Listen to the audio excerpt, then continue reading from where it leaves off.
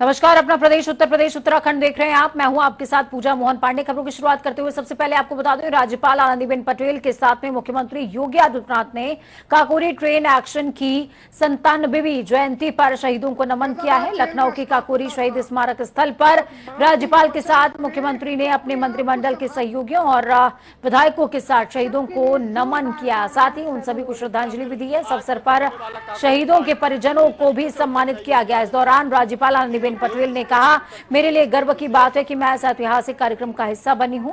मैं उन तमाम वीर सपूतों को नमन करती हूं। फैजाबाद जेल में अशफाक उल्लाह खां ऐसी घटना के साक्षी बनना, ये मेरे लिए एक यादगार, मेरे जीवन का ये प्रसंग बना रहेगा। क्योंकि हम जब छोटे थे तब पाठ्यक्रम में ये सब पढ़ते थे, काकोरी ट्रेन घटना, चौरी चौरा की घटना, लेकिन कभी ऐसे स्थान जो पवित्र स्थान था, ऐतिहासिक घटनाएं वहां हुई थी और देश की आजादी के लिए छोटे छोटे हमारे युवकों ने 20 साल 25 साल की जिसकी उम्र रहती थी, ऐसे कई वीरों ने अपनी शहीदी दी है, फांसी के फंदे पर चढ़ गए हैं ऐसे स्थान पर। आज जब मैं आई हूं तो मैं गर्व का अनुभव कर रही हूं। देश के विभिन्न युद्धों में देश की आंतरिक और बाह्य दोनों सुरक्षाओं के मोर्चे पर पूरी मजबूती के साथ डट करके भारत माता के एक एक इंच जमीन की रक्षा करके पूरे देश को एक सुरक्षित माहौल दिया है। उन सभी अमर बलिदानियों के प्रति, अमर शहीदों के प्रति कोटि कोटि नमन करते हुए विनम्र श्रद्धांजलि अर्पित करता हूं। तो वहीं इस अमृत महोत्सव के दौरान सीएम योगी ने शहीदों के स्वजनों को भी सम्मानित किया। इस दौरान हमारे संवाददाता संजीव कपासिया ने अशफाक उल्लाह खां के पोते अशफाक उल्लाह खां से खास बातचीत करी। क्या कुछ उन्होंने कहा, सुनिए। उत्तर प्रदेश सरकार ने काकोरी रेल एक्शन के अमर शहीदों की श्रद्धांजलि के लिए एक कार्यक्रम का आयोजन किया था। हमारे साथ अशफाक उल्लाह खां, जो अमर शहीद जिन्होंने देश की आजादी के लिए हंसते हंसते अपने प्राण न्यौछावर कर दिए, उनके पोते अशफाक उल्लाह खां हैं। तमाम गौरवशाली इतिहास है आपके परिवार का, अशफाक उल्लाह खां, जिनको पूरा देश नमन करता है। कैसा लगता है आपको? बहुत गर्व की बात है कि ईश्वर ने, अल्लाह ने मुझे उस परिवार में पैदा किया, और ये भी बड़ी खुशी की बात है कि जब मेरा परिवार उनसे मिला था तो उन्होंने ये इच्छा जाहिर की थी जेल में, फैजाबाद में, कि मेरे बाद मेरे किसी का नाम अशफाक रखा जाए। तो उसके बाद मेरे पिताजी की घर में पैदाइश हुई, उनके भतीजे की। वो नाम इसलिए नहीं मिला क्योंकि अशफाक उल्लाह खां की माताजी घर में थी, तो वो नाम मेरे पिताजी को नहीं मिल पाया। तो उनके वसीयत के मुताबिक, अंतिम इच्छा के मुताबिक मेरा नाम भी उन्हीं के नाम पे अशफाक उल्लाह रखा गया। कैसा लगता है जब सरकारें उन अमर शहीदों को याद करती हैं? क्योंकि कई बार इस तरीके के बातें भी सामने आई कि शहीदों को याद कम किया जाता है या वाजिब सम्मान नहीं मिलता। कैसा लगता है सरकारें याद करती हैं? सरकारों का ये कर्तव्य है कि हम देश की जिस आज़ादी में जी रहे हैं उसमें हमारा सबका कर्तव्य है कि उन क्रांतिकारियों को, बलिदानों को, की कुर्बानियों को याद रखा जाए।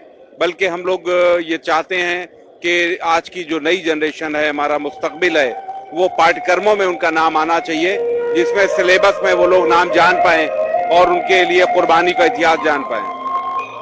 आपको क्या लगता है जो सपना उन क्रांतिकारियों ने देखा था, समता का, समानता का, जात पात संप्रदाय के भेद खत्म हो, इन सब चीजों का, क्या आपको लगता है कि वर्तमान परिदृश्य में ऐसी चीजें घट रही हैं? नहीं, जो शहीदों के सपना था वो सपना पूरा नहीं हुआ।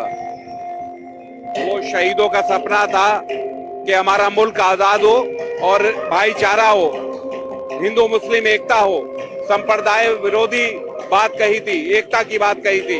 अशफाक उल्लाह खां ने एक जगह लिखा कि मैं मुल्क की वो आजादी चाहता हूं कि एक राजा के सामने एक दलित, एक गरीब किसान कुर्सी पे बैठ के बात कर सके।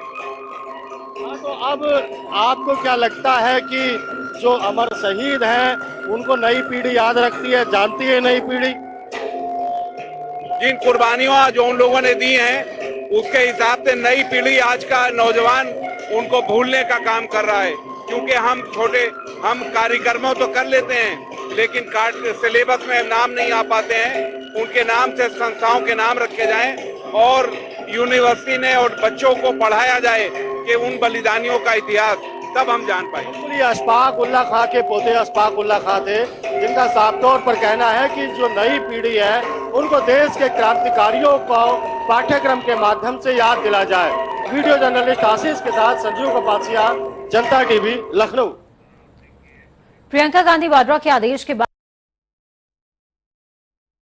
आगामी उत्तर प्रदेश विधानसभा चुनावों के मद्देनजर बीजेपी को सत्ता से उखाड़ फेंकने के लिए बीजेपी गद्दी छोड़ो अभियान की शुरुआत संपूर्ण उत्तर प्रदेश में कांग्रेस की ओर से जिला स्तर पर की गई है, जिसमें गाजियाबाद के अंदर कंपनी बाग से घंटा घर तक गाड़ी में बैठकर अपना विरोध दर्ज कराते कांग्रेसी नजर आए। साथ ही महंगाई, भ्रष्टाचार, बलात्कार और क्राइम को लेकर जमकर योगी सरकार और देश के प्रधानमंत्री नरेंद्र मोदी के खिलाफ नारेबाजी भी हुई। साथ ही आगामी उत्तर प्रदेश विधानसभा चुनावों के मद्देनजर ऐसे ही आंदोलन लगातार करने की बात कही गई है।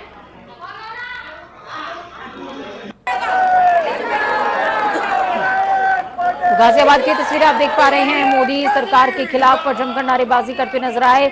तमाम कांग्रेसी सूबे में बैलगाड़ी के जरिए महंगाई, पेट्रोल और तमाम मुद्दों को लेकर के रैली निकाली है।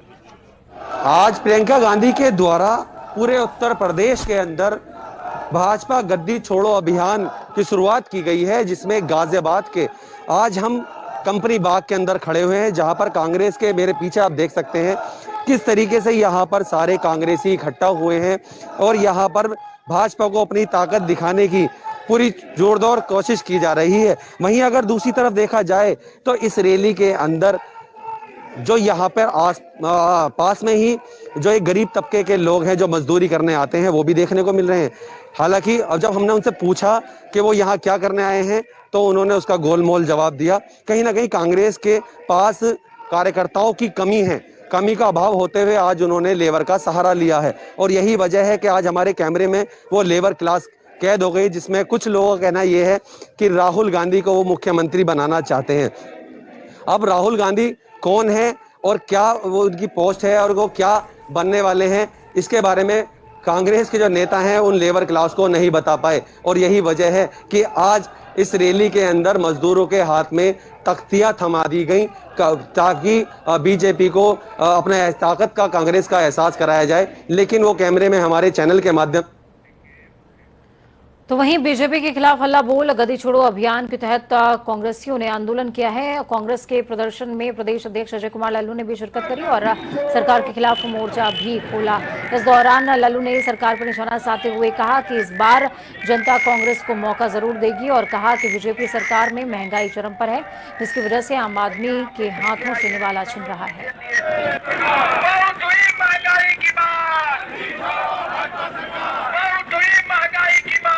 आज उत्तर प्रदेश में महंगाई चरम सीमा पर है। सिलेंडर का दाम 900 रुपया, दाल का दाम 150 रुपए से ऊपर, सरसों का तेल 200 रुपए लीटर के आसपास। आम आदमी के घर से निवाले छीनते जा रहे हैं। महंगाई के नाते हर आदमी, मध्यम वर्गीय, छोटा आदमी, छोटा व्यापारी पूरी तरह टूट चुका है और आप लोग भी इस महंगाई से ग्रसित है। क्या गठबंधन की पार्टी होगा 2022 में? कि आज ये आंदोलन इस बात का सबूत है कि उत्तर प्रदेश में कांग्रेस पार्टी आदरणीय प्रियंका गांधी के नेतृत्व में पूरी तरह तैयार है और 2022 में सपा को भी लोगों ने देख लिया, बसपा को भी दे दिया, भाजपा को भी मौका दे दिया। अब कांग्रेस की बात। 2022 के चुनाव की तैयारियों को लेकर सभी राजनीतिक पार्टियों ने तैयारी शुरू कर दी है। बसपा की ओर से भी अमरोहा में विचार गोष्ठी का आयोजन किया गया, जिसमें प्रबुद्ध वर्ग की सुरक्षा, तरक्की को लेकर चर्चा की गई और 2022 की चुनावी तैयारियों को लेकर विचार भी किया गया है।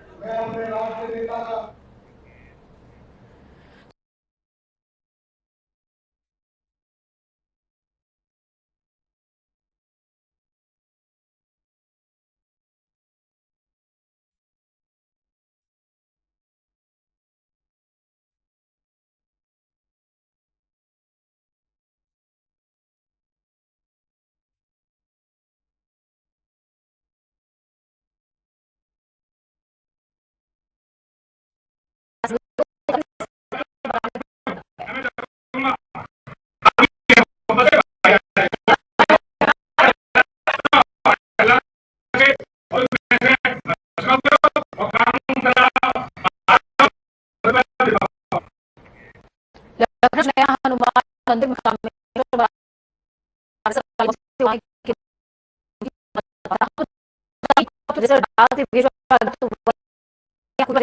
भी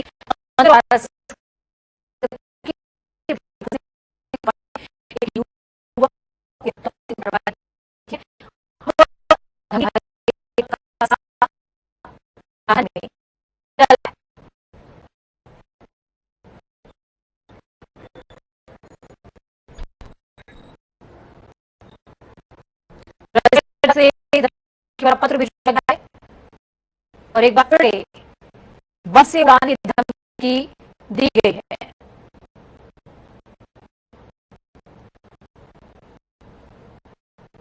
इस पूरे मामले में कार्रवाई पुलिस को गिरफ्तार भी। दूसरी तरफ एक बार फिर से लेटर मिला है। इस खबर पर ज्यादा जानकारी के लिए अनूप हमारे साथ में मौजूद हैं ग्राउंड जीरो से। अनूप, क्या कुछ अपडेट?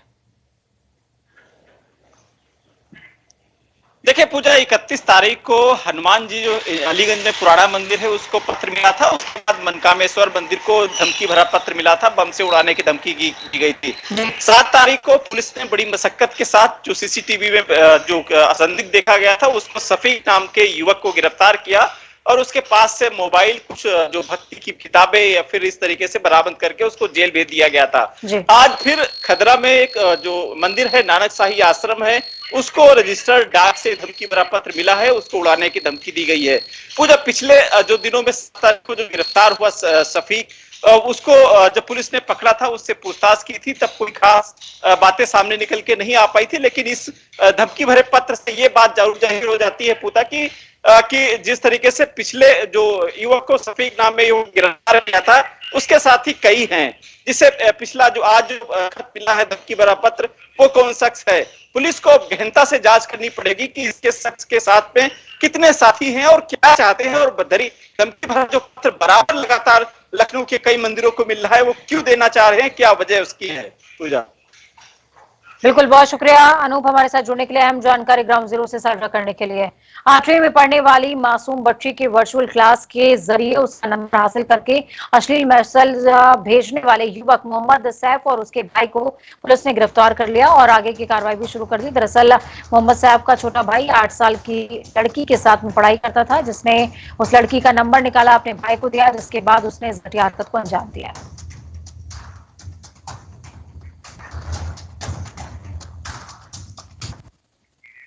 एबीवीपी कार्यकारिणी बैठक में हिस्सा लेने के लिए अवध प्रांत के मंत्री अंकित शुक्ला लखनऊ पहुंचे, जहां पर प्रत्येक देशवासी को अपने स्वतंत्रता के गौरव की अनुभूति स्वाभाविक है। इसलिए अखिल भारतीय विद्यार्थी परिषद ने आम जनमानस को स्वतंत्रता दिवस के इस महोत्सव से जोड़ने की पहल करी है, जिसके तहत एक गांव एक तिरंगा अभियान चलाया जाएगा।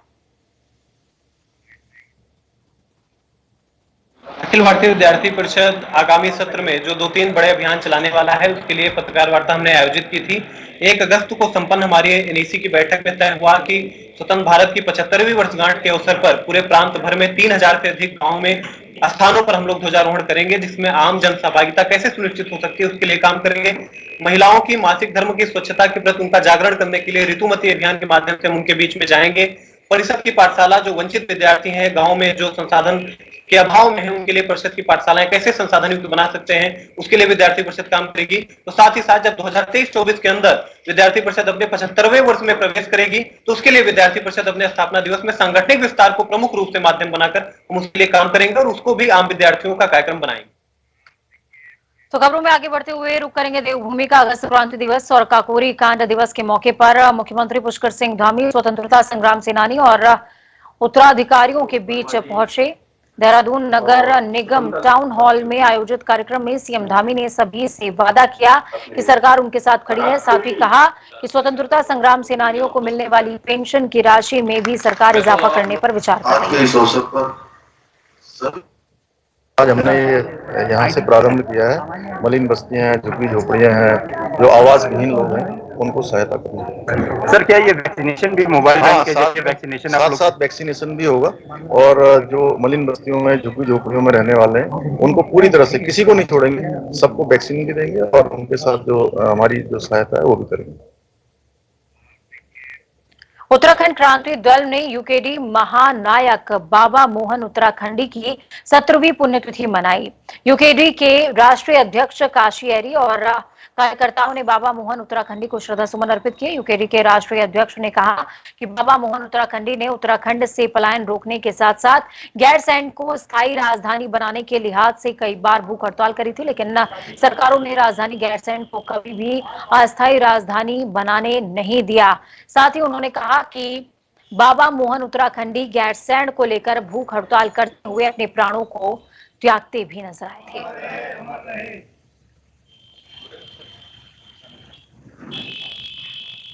आज की संगाली सभा में अपनी 12 सूत्री मांगों को लेकर आशा कार्यकर्ताओं ने जिला अस्पताल में धरना प्रदर्शन किया है। आरोप लगाते हुए प्रदेश सरकार मनमानी पर उतारू है, ऐसा कहा। उनकी मांगों की ओर कोई ध्यान नहीं दे रहा है।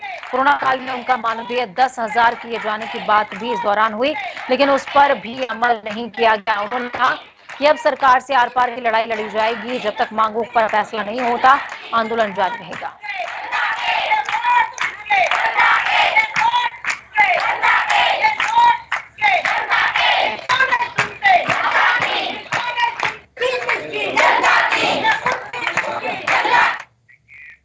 अगस्त क्रांति दिवस के मौके पर राजधानी देहरादून में उत्तराखंड कांग्रेस सेवा दल ने तिरंगा यात्रा निकाली, जिसमें कांग्रेस के वरिष्ठ नेताओं समेत नेता प्रतिपक्ष प्रीतम सिंह भी मौजूद रहे।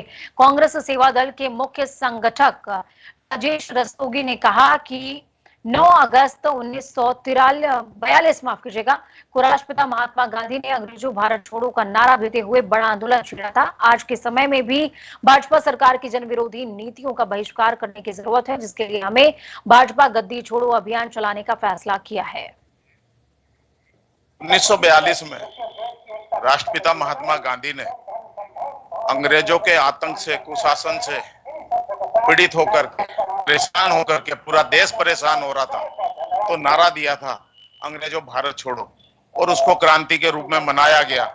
तब जाकर के 1947 में देश को आजादी मिली।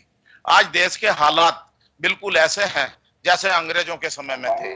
जैसे अंग्रेजों की सरकार लोगों का शोषण करती थी, लोगों की जमीनों पर कब्जे करना, लोगों के रोजगार पर कब्जे करना, सेम उसी तरीके की हरकतें देश के अंदर हो रही हैं। उत्तराखंड भी उसमें अछूता नहीं रहा है। आज लोगों के, युवाओं के रोजगार की बात नहीं की जा रही है, किसान को कोई रिलीफ नहीं दिया जा रहा है।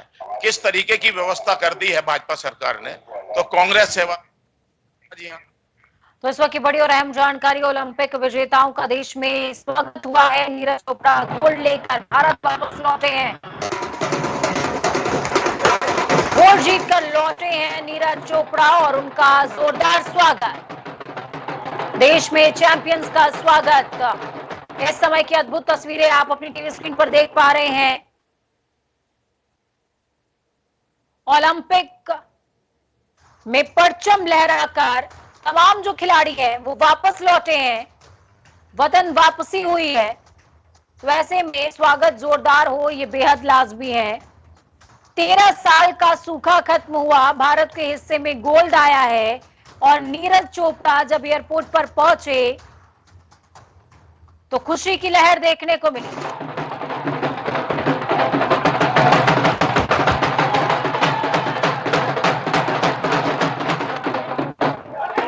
तो गोल्ड जीतकर नीरज चोपड़ा वतन वापस लौटे। सारे खिलाड़ी वापस लौटे हैं और इस मौके पर गाजीबाजी के साथ तमाम खिलाड़ियों का स्वागत किया गया। देश के लिए वाकई गर्व का क्षण है ये।